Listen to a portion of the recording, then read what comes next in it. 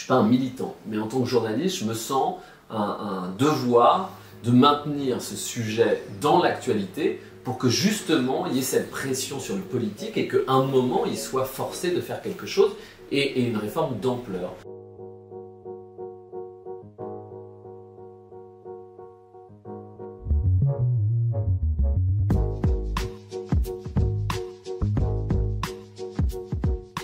J'ai réfléchi pendant longtemps même à la possibilité de faire un tome 2.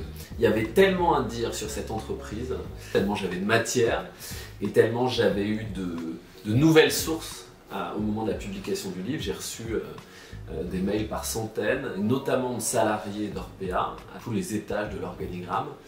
J'ai décidé que je n'étais pas prêt non plus à repasser 3 ans sur le sujet. J'y avais déjà consacré beaucoup de temps dans ma vie.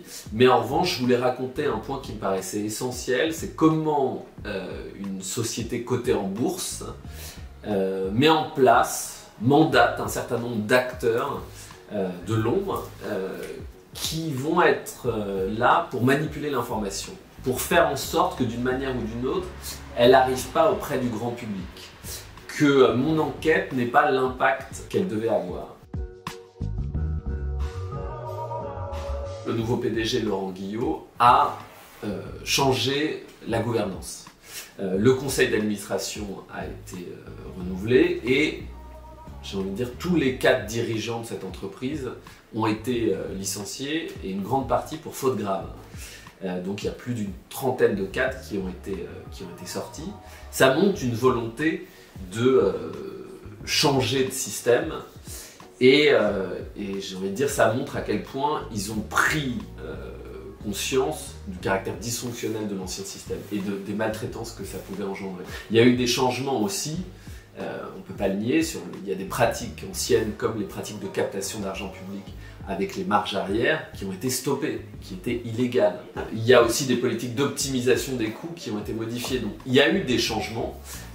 Après, il y a encore des problèmes structurel profond. Et puis il y a un problème, mais ça qui est un problème qui va prendre du temps, je pense. Il faut qu'il y ait une réponse politique et gouvernementale, c'est sur les soignants. C'est-à-dire il y a un problème de recrutement parce que ces métiers sont plus attractifs. Et donc quand vous avez un problème de recrutement et d'effectifs, ça va nécessairement ensuite poser des problèmes sur la qualité de la prise en charge. Et tant qu'il n'y a pas de réponse politique forte, c'est-à-dire pour refinancer le secteur, pour avoir une réglementation forte, pour avoir des contrôles de qualité, tout tant qu'il n'y a pas ça, on ne pourra pas dire que les dérives qu'il y a eu hier n'arriveront plus demain.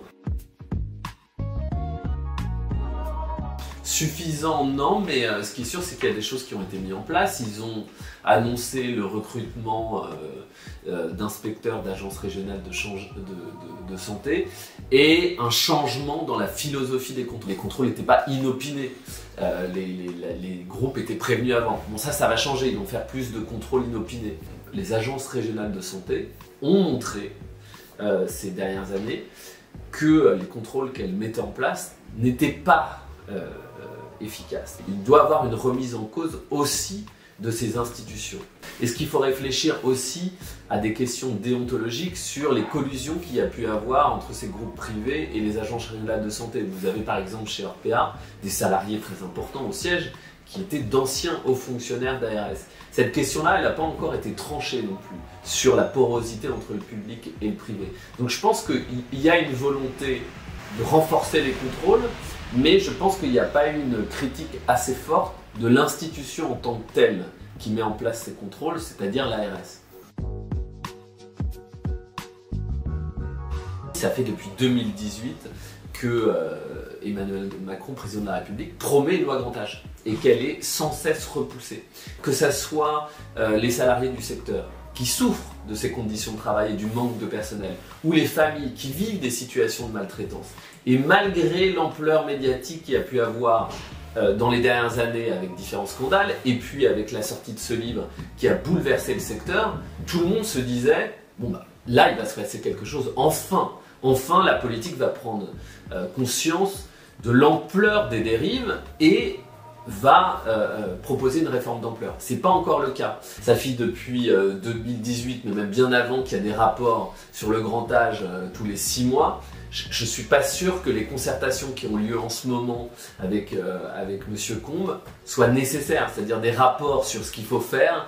Je pense qu'ils en ont des piles comme ça. Donc maintenant, je pense qu'il est temps qu'il se passe quelque chose. Et moi, si vous voulez, je ne suis pas un militant, mais en tant que journaliste, je me sens un devoir de maintenir ce sujet dans l'actualité pour que justement il y ait cette pression sur le politique et qu'à un moment il soit forcé de faire quelque chose et une réforme d'ampleur.